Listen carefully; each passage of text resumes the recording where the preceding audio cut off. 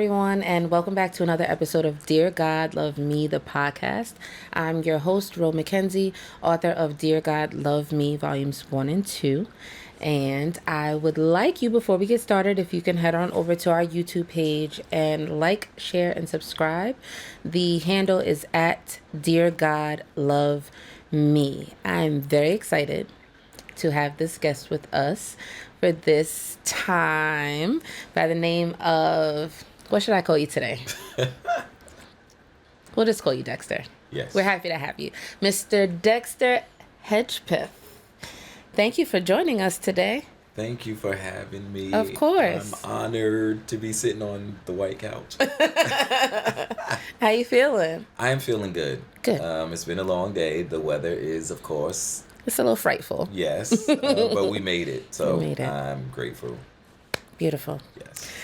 Okay, so, well, first, before we get into the topic, tell us a little bit about who you are. Introduce yourself to the people. I am simply Dexter. I am just a cool, laid-back dude. To love serving my community. I'm an advocate. I love working and fighting for the misunderrepresented, I guess I should say, or the underdog, which I need to change the word, but right, those persons that are less fortunate than we are and who don't have the opportunities that we have, and so just spent the last 20 years of my life, pretty much looking out for others, right, and helping them get the same opportunities that I've had. So I'm a son, I'm a brother, I'm an uncle, I'm a lover of God, I'm You're a somewhat preacher. of a politician, preacher, all of the above. All right? of the things. Right. Beautiful. I'm honored to have you. I mean, you're honored to be here. I'm honored to have you here. So we both honored. Thank you. Yes, that's it. So we're talking today about regret. Yep. Heavy eye roll. Regret. Yes. Yes. Heavy topic. Heavy topic. It can be. Yeah. And so I think the best thing for me to do, I think the approach that I want to take is to just read a little bit of the book, and then we can kind of take it from there. Okay. And I should have had that prepared. Just give me one quick second, and I'll get it for us. Regret is a lot. It is. It's a lot. But I think that regret is important for our life. We can start there then. Oh no! Find it. No, I was just talking while you were looking for it. It's important. I love that thought. I'm gonna try to remember it and put a pin there. Because at the time that this was like on my heart, and where I was discussing with God, it was just a lot of questions that I had regarding it. Because everyone has regrets. Right. We don't always end up being okay with the decisions we make, with the things we say, with the things we do. So I was just kind of chopping it up with him, like, what here? What is this? Yeah. And so part of it says, all things work together for good to them that love you and who are the called according to your purpose. So that's where I wonder if it's sinful that I wish I'd made different decisions that led to different consequences that still worked together for good. Like, what is regret rooted in? Yeah. So for me, when I think of the word regret, I think of the word lesson. Okay. Right. And so I believe that there are moments in our lives that we do regret things, right? And that's what I was getting ready to say earlier, right? It's like everybody has a moment in life where you experience a season or a situation of regret. Yeah. It is not about, how can I say it? Regret is an event, not your destiny. Okay. Right? And so it is a moment in our lifespan that we realize we should not have done that, or we should have done it a different way, or we should have done it more carefully, or we should have been more considerate regarding what it is that we've done, which is now making us feel this type of regret, right? It is simply an event in life, but it should not become your destiny, right? And that's why I was saying that Regret is a lesson. When I think of the word, I think of what can I learn from this mistake? What can I learn from this situation?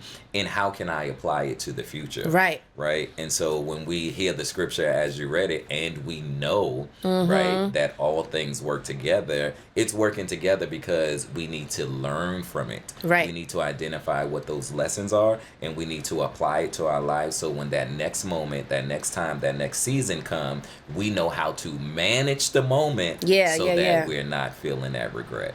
That's beautiful. So regret is a moment. It is not your destiny. Right. So that to me says, instead of treating it like it's a place, right? It's a dwelling. It's a city. I'm living here. Yeah. I bought furniture for here. I'm getting comfortable here. Yeah. It should be treated as, okay, this regrettable decision was just that. Yeah. It was a decision. It was a moment. It has passed. It has passed. So you can look back at it, but only to assess and take what you can, apply for future in a good way. Right. I that's so easy to say. Yeah. But how do I do it? Yeah. So you do it the same way that we do anything else in life, right? It's a learning process, right? Mm-hmm. So that's why I use the term lesson. Yeah. Right? Because something has to teach you in order for it to become a lesson. Right. Right? And so we go through life, and our parents raise us, our educators, our preachers, all of these persons that we engage with in life all gives us lessons. Yeah.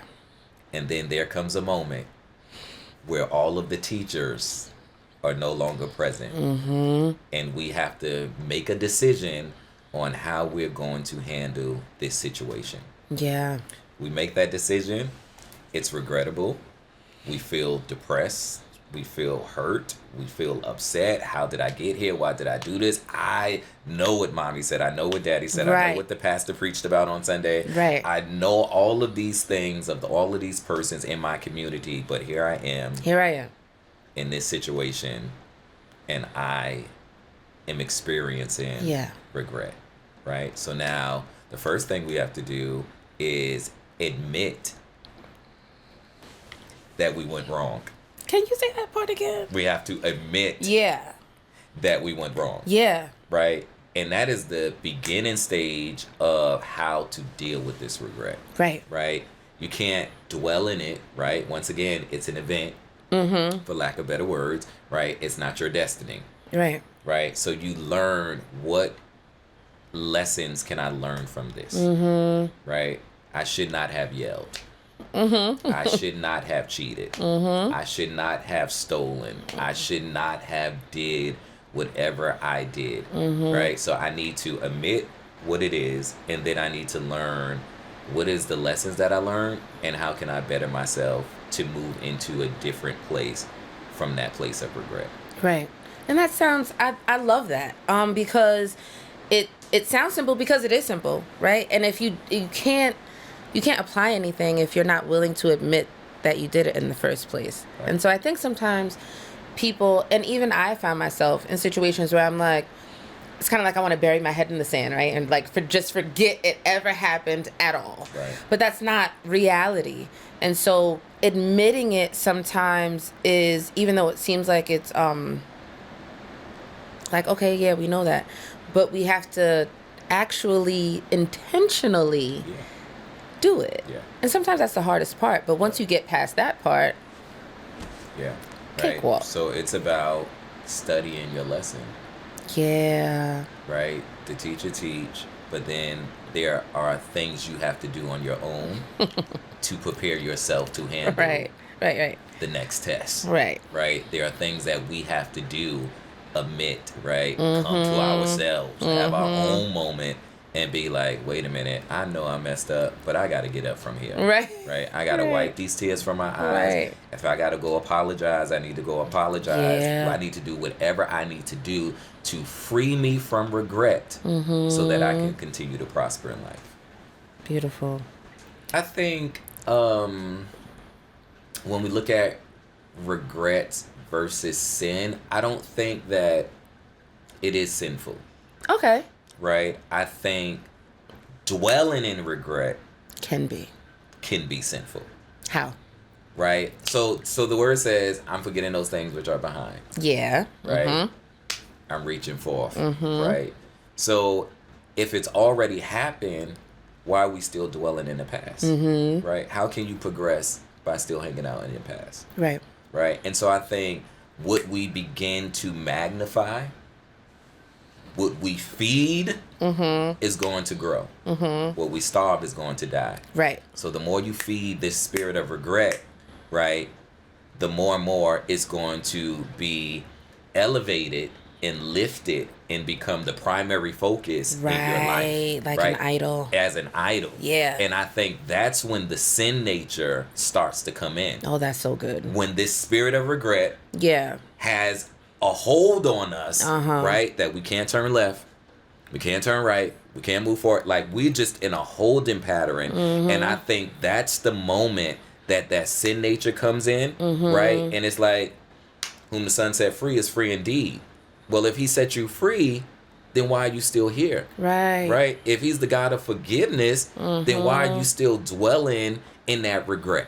Right. Right? And so I think when we don't deal with the issue of regret, then it becomes complacent in our lives, and then we begin to elevate it into this idol that is more prevalent of who we are and who God called us to be and what God called us to do, and it just begins to take over our lives. Yeah. I think that's when we see that sin nature of regret.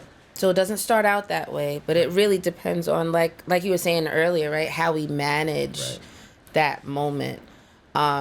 Those are powerful words. When you think about actually centralizing it in your life and lifting it up, it's kind of like, I'm forgetting about everything. I'm looking past the fact that I'm forgiven. I'm looking past the fact that this was literally nailed to the cross. Right.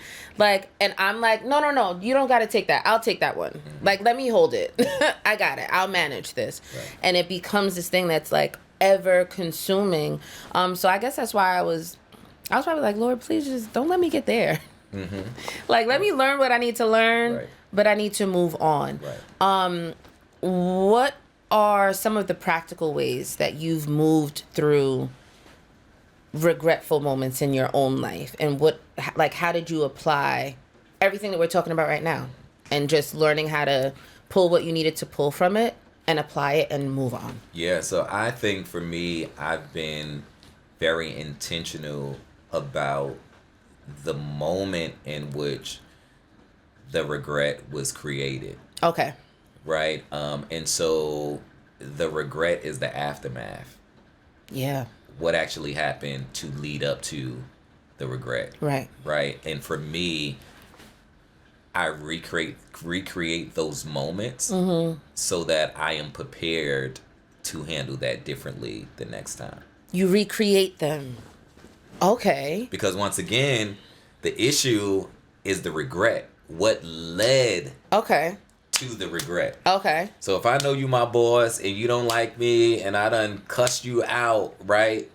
What conversation did we have? What tone did I use? What tone did you use? Yeah. What was the body language? Did I say something that was more curt? Right? What led to that point of regret? Right. Is like, oh, now that I should not have said. Right. Right? So it's now stretching your limit on how to handle the next conversation with your boss. That's good. Crazy. Right? So you're saying, you know what? I failed that time, but I'm coming right back. I'm gonna recreate this situation and see. And I think sometimes we get so afraid of doing that, right? Right. But it's like, you have to, if you're gonna overcome it, if you're gonna handle it differently, you got to find yourself in that position again. Yeah. That's so brave, though. Yeah. So you recreate the situation and you get ahead of it. You strategize for it so that you can move differently. Yep. Right. So I know that my issue is my tone. No. Right. So I just know, because as a not leader, I'm just joking. No, it's not that bad. You know, as a leader, I'm focused on a task. Right. Right. And I've spent days, months, week, whatever the project is, on showing and explaining what needs to be done and how it needs to be done, right? Now it's show day. And you decide that you want to act cuckoo for Cocoa Puffs, right? And now I got to deal with you because you just all over the place, right? And I've seen this scenario from a distance. Yeah, And I just be like, right? Glad it ain't me. And so sometimes I got to cut you smooth and deep right to the white meat, right? But nobody's, so, and so in those moments, I'm like, was that the move of an effective leader? Right? What was that person experiencing that day? Yeah. Right? And so now I'm retracting from the regrettable part of what actually led to the moment of me firing off and now feeling the regret from that situation. Right? And so I now practice and I am more intentional on thank you. I appreciate you. Right. I honor you. I celebrate you. Just calming down and listening. How was your day today? Right? Because that person could have been in every meeting. Yeah. Could have been experiencing and with you that whole time, right? And could have got a bad call before that show start that you ain't even considered to ask them about. Right. Right. So that, for me, those regrettable moments is backtracking what led to that because you know what it was. Right. Right. And it's, how do I do this better the next time so I don't regret damaging that relationship? Right. Because it's not always repairable. But how do you marry those two things, though? Like, because you were in every meeting, you were present, you were taking notes, you were on the call. You beat me on the Zoom. Okay? Right. So now, here we are, and it's like your behavior is as if this is the first time you even hearing about the event. How do you marry those two and say, okay, let me not slice and dice you before you even realize what's going on, but there also needs to be corrective action. Right. So it's not about if there needs to be corrective action or not. It's how you do it. Okay. Right. And so you want to make sure that you do it in a way that you don't regret it. So as long as you don't regret it, it doesn't matter if I go weeping into the bathroom. As a leader, your role and responsibility is make sure you execute. Right. Right. Not coddle emotions. Look, I'm right here with you. So I'm just asking. If you running a multi-million-dollar function, right, and somebody goes Quite off, literally. right, so you gonna allow that person to jeopardize that day? Not today. Right. So as a leader, you have to know how to handle people. Yeah. Right. And you have to know how to maneuver in a way that even when you chastise or discipline that person, they still feel the love and they still feel the corrective. Oh, that's beautiful. Right. Anybody that really wants to learn something will understand that there's a period of correction that has to take place. For sure. Anyway, right? Going back to the lessons topic, right? You got 5 wrong, right?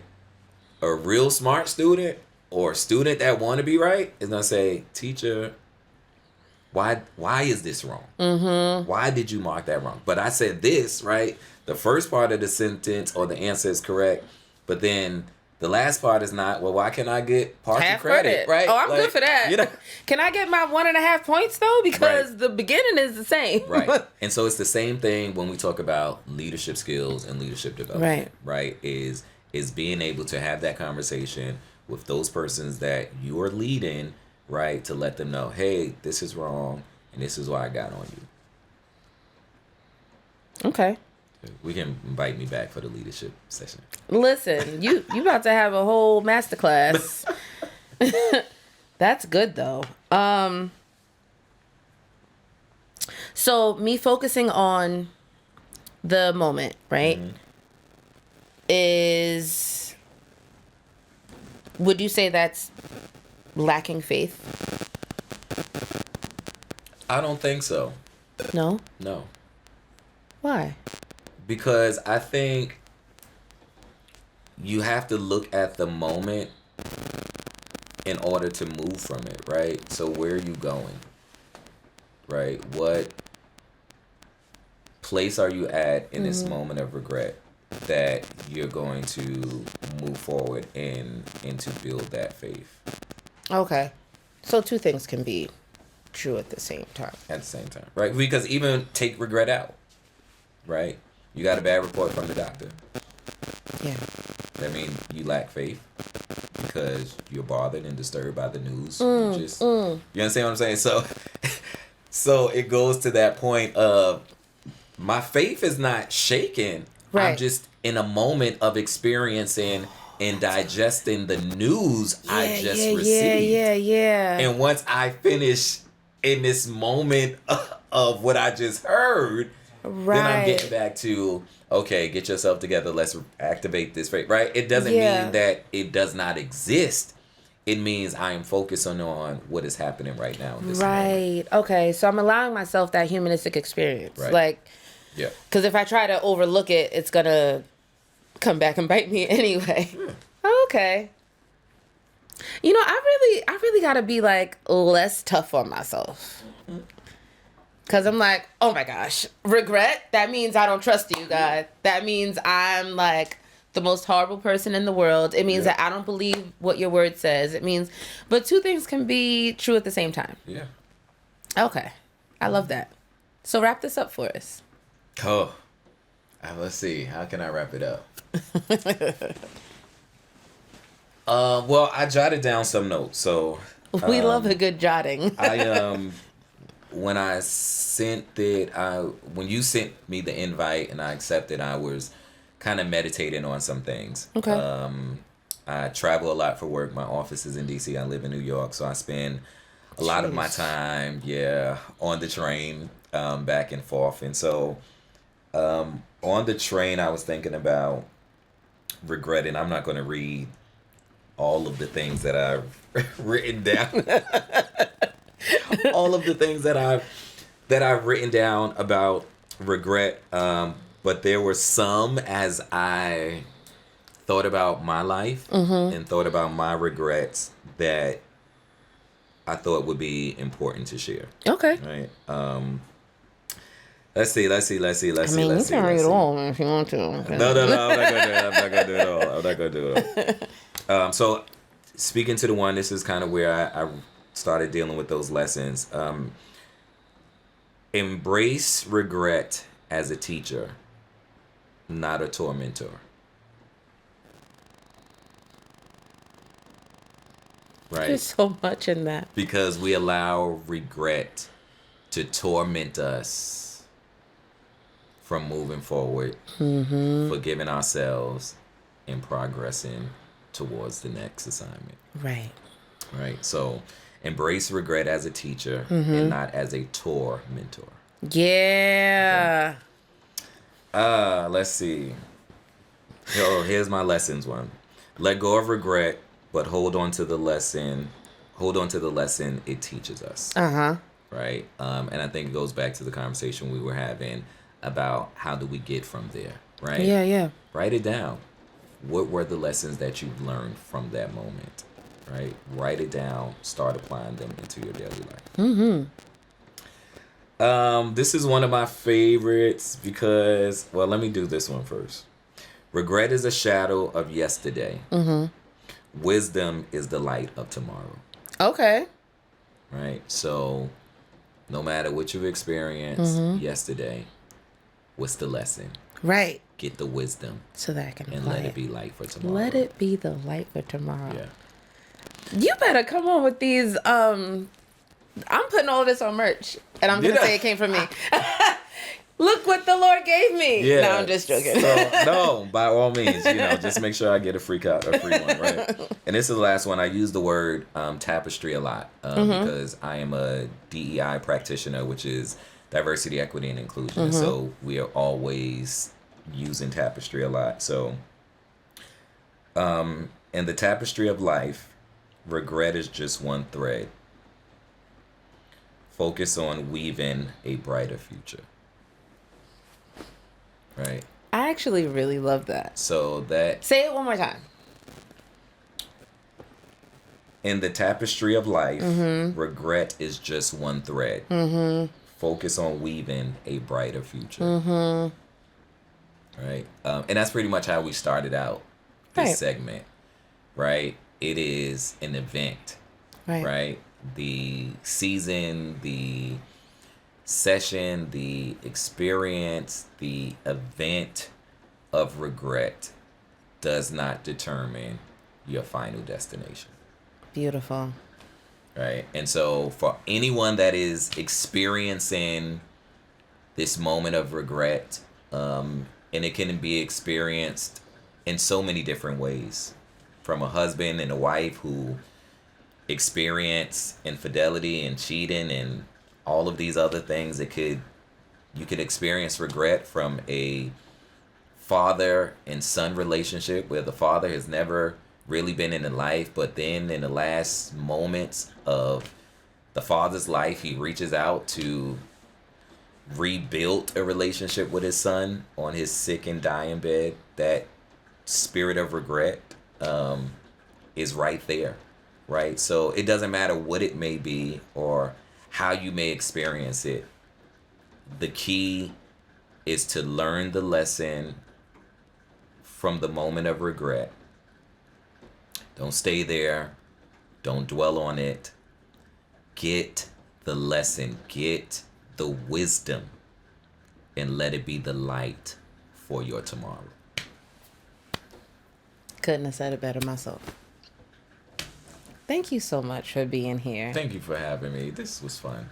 It was good. Do this again. Even through the storm and rain. Yes, I made it. So tell us how we can stay connected to you on social media. Sure. So please follow me on Facebook, Dexter Hedgepeth. My name will appear at the bottom of your screen on the lower thirds, I guess. And so it is my name. And then for those that are on Instagram, please follow me at Mr. Executive. And then those that are on LinkedIn. LinkedIn is very important, people. Please get your LinkedIn page up and running.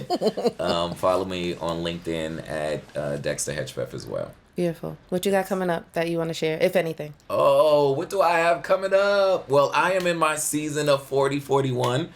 I turned 40 last year, and so I'll be 41 this year in April. So I'm just calling this whole season that I'm in 40-41. Okay. I celebrate all year, That's okay. Yeah, we got to stop this, just today. No, yeah, you were born that day, but I was at the month. So I need to extend it? Yeah, you need to extend it. Okay, I'm an April baby too. So right. Okay, April what? 22nd. Okay, no, you're not an Aries, but okay, we forgive you. April 13th is my birthday, and I am getting ready to officially launch one of my consulting firms called the Executive Suite. And so I need you all to look out for that. Okay. It is going to be launched on April 12th. Right before your happy birthday to you. Thank you. And so it's going to be launched on April 12th because I wanted to make sure that it was a part of my 40th, right? Because people are not going to remember like, okay, what did you do the day of on your 40th, right? Like they're going to remember when I turned 40, I launched this business, right?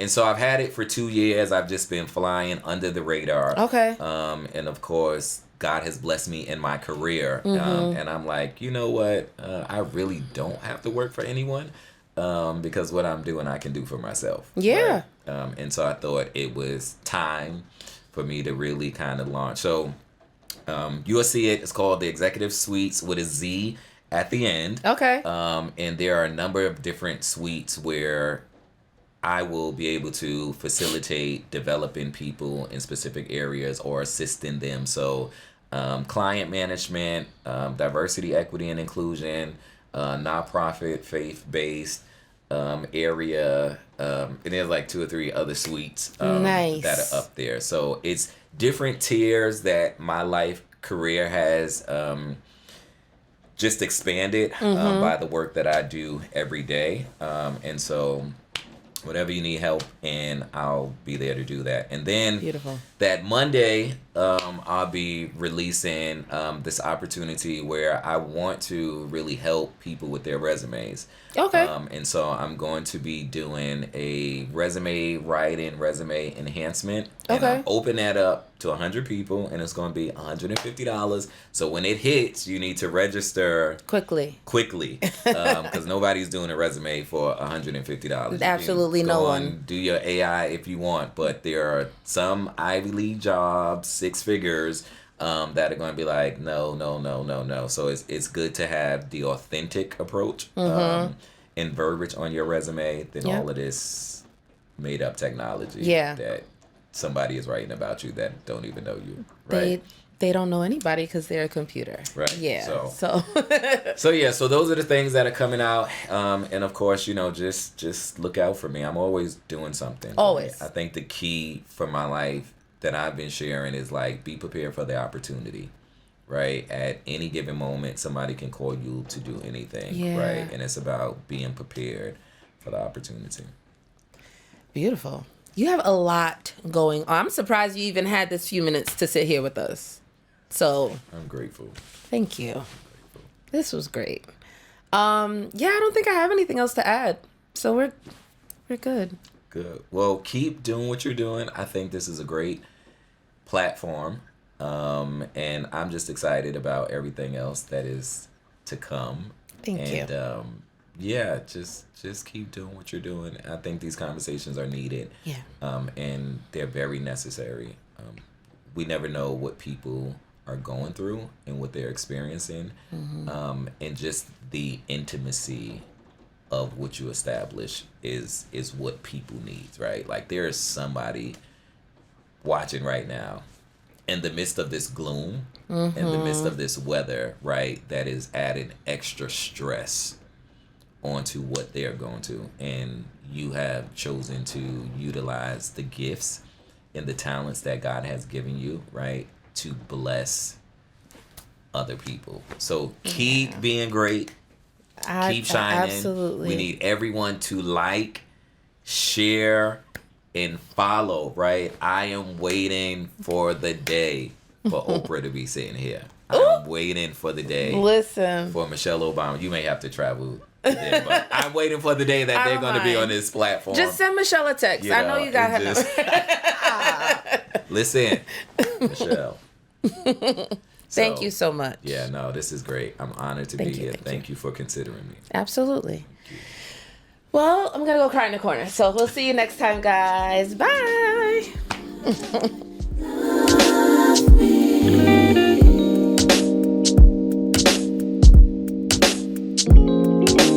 Dear God, love me.